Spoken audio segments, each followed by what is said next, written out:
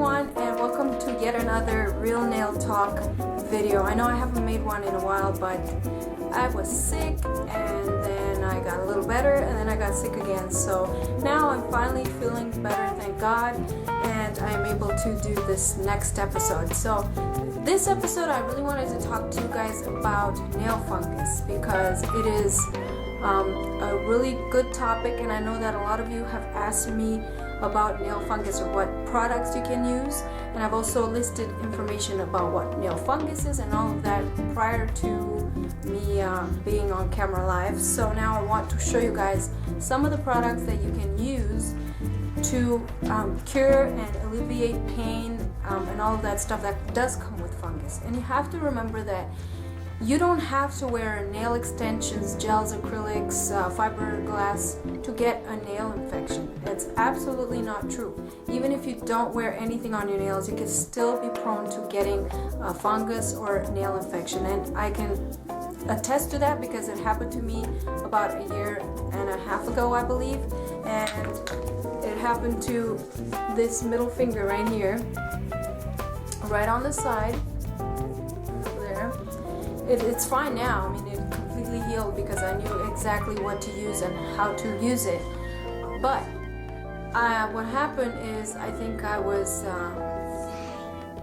went to close the bathroom door and I think my hand just kind of jammed into the door a little bit, and it only slightly caught into the door. It didn't really hurt. I mean, it hurt maybe for a second or two, and then I was fine. So I continued doing my nail designs and things like that. Well, a few days later, my finger, the skin around my finger started getting really itchy and really sore, and it started getting swollen, but I still didn't really put the two and two together.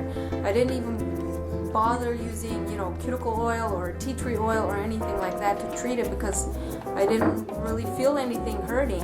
And it wasn't until maybe about almost a week later that I realized that I was getting an infection because I saw a little white dot right in the corner right at the root of my nail, in the corner underneath the nail.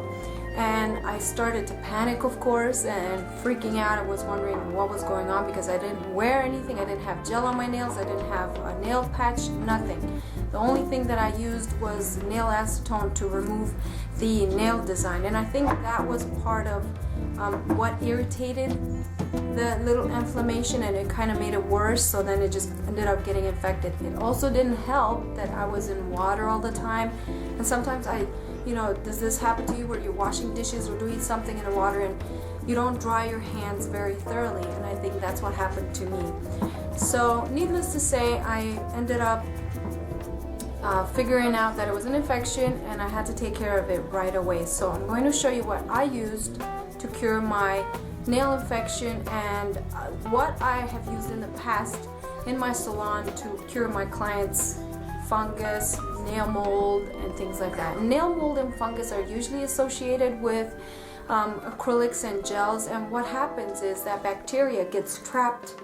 If there's a lift in the gel or acrylic right on top of your nail, water and moisture gets in there and bacteria grows and it multiplies, and then it grows into this big fungus, and it actually can be contagious from one finger to the other. And nail mold works pretty much the same way, where they can contaminate all of your fingernails. So you want to treat it right away as soon as you see it, because you don't want nail fungus. Trust me, you can lose your fingernail completely if it gets down to the nail matrix right down here where the root of our nails are. Then you're going to end up losing your entire fingernail and it might not grow back again. So anyways, let's move on, and I will show you guys what I used to cure the little infection that I had going on. Okay, so the first thing that you want to do is you want to make sure that you wash that area in the finger that's infected with some antibacterial soap and a very soft brush. And you want to make sure that you get everywhere and around the edges, underneath the nail, get all of that debris out. Then you want to make sure that you pat dry your finger, the infected finger, very thoroughly. Make sure that it is completely dry. And then you want to use a polysporin type product or an antibacterial type product, and this is the one that I use, a triple antibiotic. And you can buy these at any drugstore, really, Walmart. You can find a lot of these antibacterial little packets, or they come in a tube, which are perfect first line of defense. I mean, you know, when your kids scrape their knees and stuff like that, that's what you put on. It's a polysporin that has an antibacterial agent to it to kill bacteria and make sure there's no sign of infection there. So that's what you can do, the first sign of an infection. And you'll know if it's going to get infected when the the skin and the cuticle around your nail gets itchy. That's how you know that you've got some kind of infection coming, and you better take care of it right away. So that's what I used first. And then you want to bring out the big guns, because once you see the little pus underneath the nail or anywhere around the cuticle, you want to attack it right away. And this is one of the products that you can use, which is 100% pure tea tree oil. And tea tree oil is amazing, you guys. It comes from the Melaleuca plant, and you can use this on your hair, on your skin, on your cuticles. Like I said, you guys know this, I put this in my cuticle oil just to make sure that I don't get another infection, and I use a little more than I should, but it does keep away infections and all kinds of things like that. And you can use it in shampoos. This is the purest form that you can get, so you want to make sure that you dilute it. But if you have a fungus or any kind of infection, it's good to use the pure one like this. So what I usually would do is just take a little cotton swab and dip it in there, and then would just rub that right around the infected area about 2 to 3 times a day.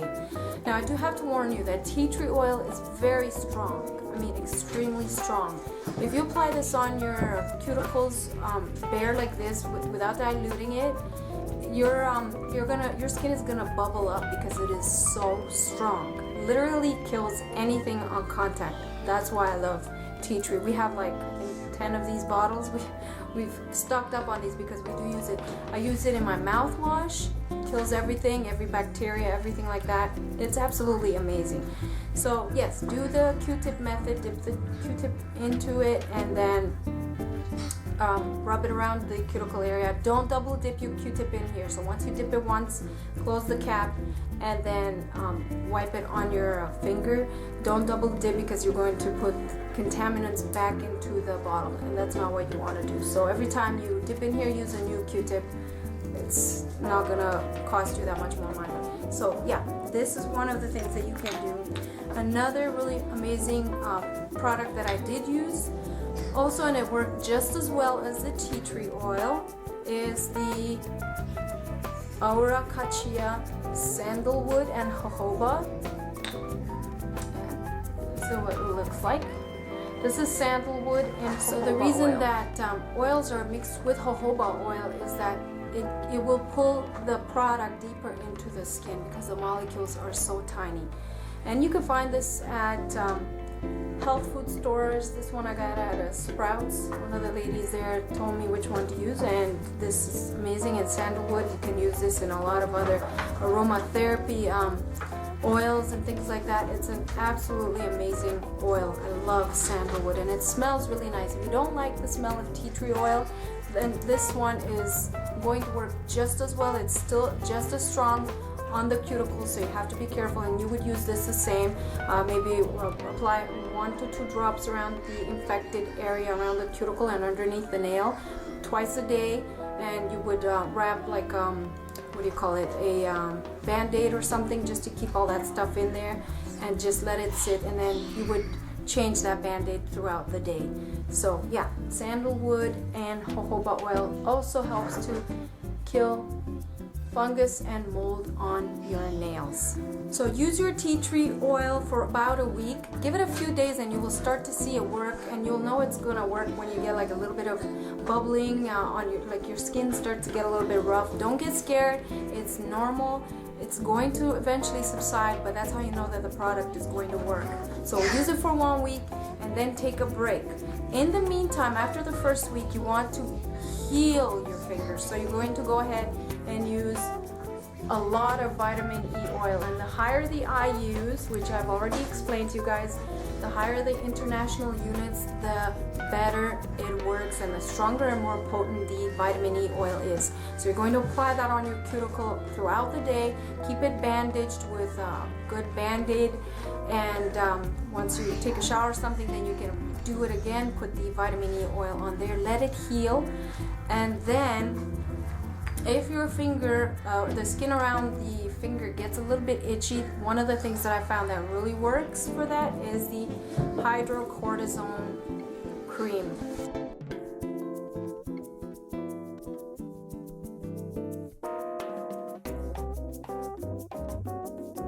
And this is just a 1% hydrocortisone cream, anti-itch cream. Works really amazing. Once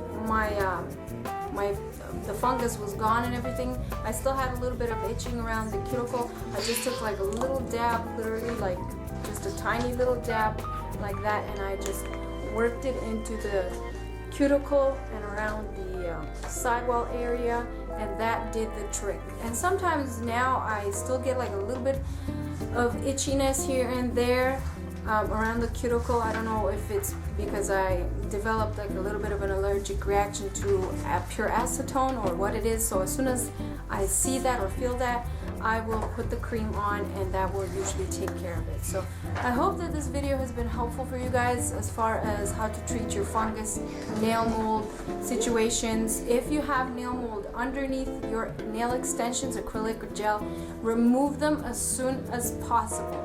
Leaving it there is not going to help your situation. It's going to make it worse. The fungus is going to spread and grow, and your whole entire nail is going to fall off. So if you see a little dot that's green or brownish, you want to make sure that you completely remove it. Take off the acrylic or the gel extension, get rid of it, and then start with the treatment of the tea tree oil, vitamin E oil, and polysporin antibacterial cream.